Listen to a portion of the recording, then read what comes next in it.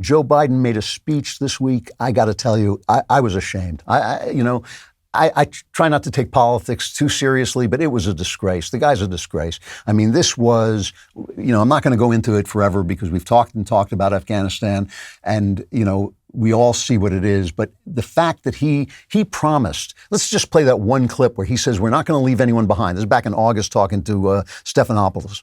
Are you committed to making sure that the troops stay until every American who wants to be out is out?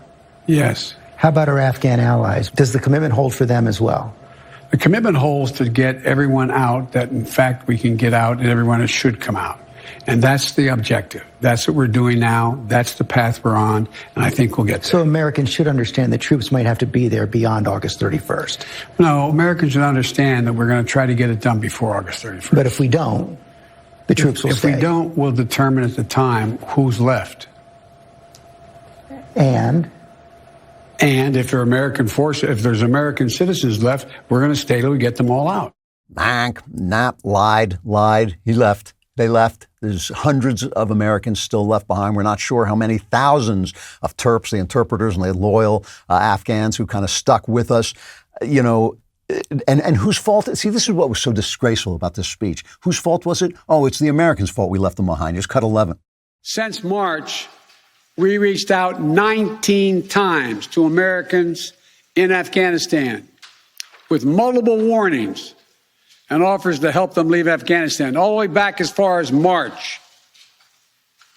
After we started the evacuation 17 days ago, we did initial outreach and analysis and identified around 5,000 Americans who had decided earlier to stay in Afghanistan, but now wanted to leave. Our Operation Allied Rescue ended up getting more than 5,500 Americans out. It's like it's their fault. It's their fault. He said, we're not going to leave until we get them out. He left, and it's their fault. It's amazing. He blames the military for his garbage decisions. He blamed the military for the decision to shut down Bagram, which was, of course, a major, major mistake. He said, they all agree. This is cut 12, I think.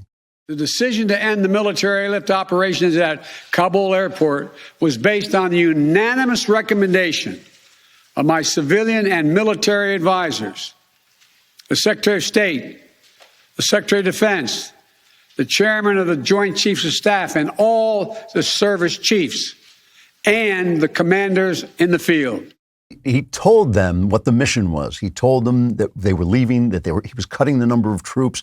He said, what do you want to do? Basically said to them, what do you want to do? Defend the embassy or defend Bagram? And they said, well, if we have to choose, I guess we'll try to defend the embassy and the Kabul airport. He's the commander in chief. He designed the mission. It's on him. And I'm sure that not all the military agreed with him. It's just awful. And now there's this story from the New York Post. There was another one of these phone calls leaked like they used to do to Trump. Joe Biden pressured Afghanistan President Ashraf Ghani, that I'm reading from the New York Post, to create the perception the Taliban weren't winning, whether it was true or not. In a phone call just 3 weeks before insurgents seized control of the country, a bombshell leaked transcript shows. They asked Jen Psaki about this, and here's what she said.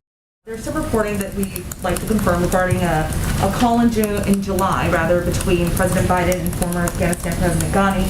One, that both leaders appeared completely unaware that the Taliban would take over, and secondly, that they discussed plans to project that Afghan forces were still in control. Is that accurate? Can you tell us a little bit more about that call? Well, I'm not going to get into private diplomatic conversations or leaked transcripts of phone calls. I'll also note something that the president said in his press conference around the same time of this reported phone call. The Afghan government and leadership has to come together. They clearly have the capacity to sustain the government in place. The question is, will they generate the kind of cohesion to do it? And what the president conveyed publicly, and certainly privately as well, repeatedly to Afghan leaders, as did our national security officials, is that it's important that the leaders in Afghanistan do exactly that, lead. So that's a P.S. That was like he lied. That was what she was saying. Once you get down to it, just one word, P.S. Here's the thing, reality is coming, I think, for the Democrats in the fact in the fact that people can see what they're doing, they can see what they are, they can see that they're not telling the truth. It's coming in this debt that we can no longer support. It is coming in the form of China. It is coming in the form of Russia and Iran, and that's going to define, listen, like I said, I think that conservatives could be more sensitive to the inequalities of life and let a little bit of their principles go to make sure those inequalities are not crushing for people.